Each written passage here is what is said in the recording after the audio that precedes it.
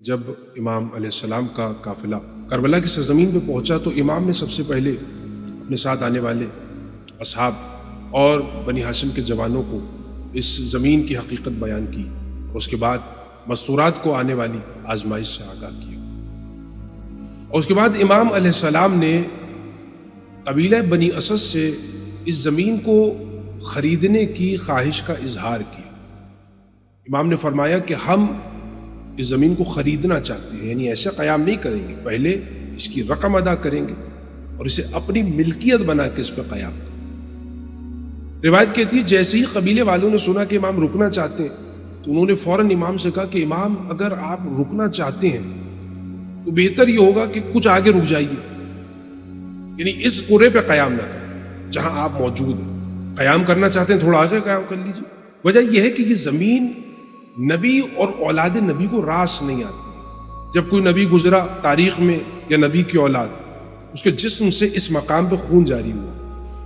امام نے فوراً بتایا کہ مجھے بھی یہاں ایک امتحان لے کے آیا ہے اور ہم بھی ایک ایسی آزمائش کے منتظر ہیں، ہم اس سے ناآشنا نہیں ہیں، یہ آزمائش مصیبت ہی ہمیں یہاں تک لے کے آئی ہے۔ امام نے بات بیان کی اور کہا کہ ہم اس کی قیمت ادا کریں گے۔ اس کے جواب میں انہوں نے کہا کہ اگر امام آپ قیام کرنا چاہتے ہیں تو آپ ایسے ہی قیام کر لیجئے، آپ کو قیمت دینے کی کیا ضرورت ہے، ہم آپ سے قیمت نہیں لیں گے۔ مگر امام نے یہاں اصرار کیا اور قیمت ادا کی۔ روایت کے مطابق 60,000 درہم میں امام حسین نے اس زمین کو خریدا اور اپنی ملکیت بنا کے اس پہ قیام کیا۔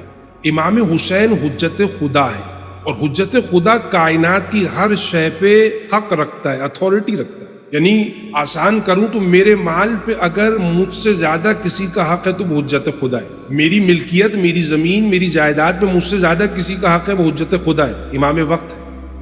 حتیٰ میری اولاد پہ مجھ سے زیادہ حق حجت خدا کا ہے، میری اپنی جان پہ مجھ سے زیادہ حق حجت خدا کا ہے۔ امام حسین حجت خدا ہے، امام کے پاس اتھارٹی، اگر امام چاہیں تو بنا قیمت ادا کیے بھی قیام کر سکتے ہیں۔ ہم کے لیے مسئلہ نہیں، ولایت رکھتے ہیں، کائنات کی ہر شے پہ اتھارٹی رکھتے ہیں۔ یہاں تو خود قبیلے بنی اسد والے پیشکش کر رہے ہیں امام جتنا جی چاہے قیام کر سکتے ہیں، ہم آپ سے قیمت نہیں لیں گے۔ مگر ولایت ہوتے ہوئے، ماورائے شریعت ولایت ہوتے ہوئے، پیشکش ہوتے ہوئے امام نے خریدا۔ اس کی وجہ یہ ہے، علماء بیان کرتے ہیں، گرچہ امام کے پاس شریعت سے بڑھ کے ایک اختیار ولایت ہے، مگر یہاں امام نے شریعت پہ عمل کیا، وہ ظاہری شریعت جو میرے اور ہم سب کے لیے اور امام کے لیے یکساں ہے۔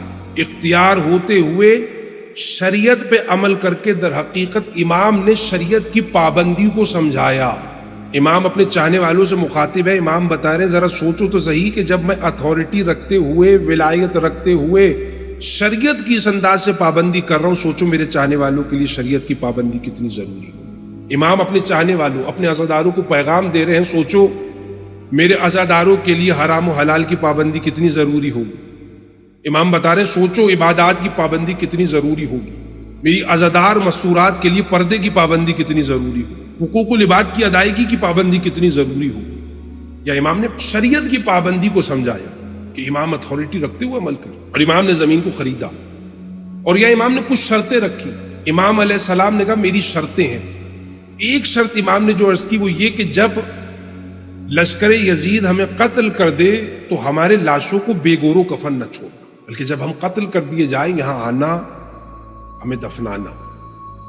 سب سے پہلے بنی اسد کے مردوں سے کہا، روایت کہتی مردوں کو بھیج دیا، خواتین کو بلایا، اگر لشکر یزید کے خوف سے تمہارے مرد نہ آ سکے تو تم عورتیں آ جانا، مگر ہمارے لاشوں کو بے گور و کفن نہ چھوڑنا۔ روایت اس حد تک بیان کرتی ہے کہ جب خواتین کو بھیجا تو بچوں کو بلایا کہ اگر لشکر یزید کے خوف سے ماں باپ نہ آئے تو تم بچے آ جانا اور کھیل کھیل میں ایک ایک مٹھی لاش ہمارے لاشوں پہ ڈال دینا، ایک ایک مٹھی خاک۔ امام نے اتنی تاکید کی اور اس انداز سے وصیت کی۔ مگر کتنے افسوس کی بات ہے، جس کام کے متعلق امام نے اتنی تاکید کی وہ کام ہوا، اس میں کوئی شک نہیں ہے، مگر اتنی تاخیر سے ہوا کہ زیارت ناہیہ میں ہمارے وقت کا امام کہتا ہے سلام ہو اس حسین پہ کہ جس کا لاشہ 3 دن تک کربلا کی خاک پہ پڑا رہا، کوئی اسے دفنانے والا نہ تھا۔